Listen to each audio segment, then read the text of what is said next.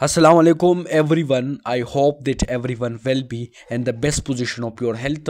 आज की इस वीडियो में हम बात करने वाले हैं डेली यूज़ इंग्लिश वर्ड्स जो हम डेली लाइफ में यूज़ करते हैं। पहला वर्ड हमारे साथ है दैट इज़ हाइपोक्रिटिकल। हाइपोक्रिटिकल जो वर्ड है ये आगाज़ किया गया है, डिराइव किया गया है हाइपोक्रेट से, राइट। हाइपोक्रेट टिकल का मतलब है मुनाफिक या दोगला, भी दोनों भी ठीक है, आप बोल सकते हो, right.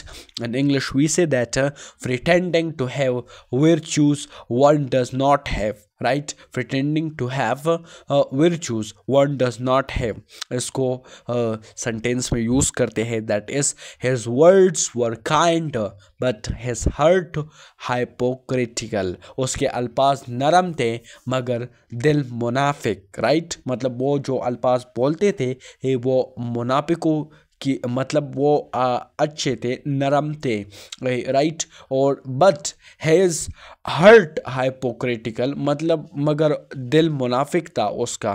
Next word we have that is adherence. Adherence का मतलब है पाबंदी।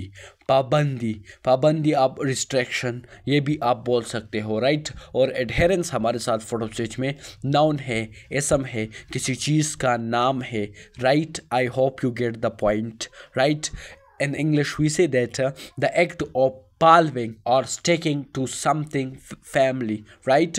The act of palming or sticking to something firmly, किसी चीज़ पर पाबंदी लगाना, किसी चीज़ को रोकना, right? That we call in English what? Adherence. इसको सेंटेंस में यूज़ करते हैं that is दियानतदारी की पाबंदी ने उसे मुअज़्ज़ज़ बना दिया। His adherence to honesty made him respected. इसकी उर्दू मीनिंग हमारे साथ है दैट इज़ दियानतदारी की पाबंदी ने उसे मुअज़्ज़ज़ बना दिया। एडहेरेंस का मतलब है पाबंदी, राइट। ऑनेस्टी का मतलब है दियानतदारी, राइट।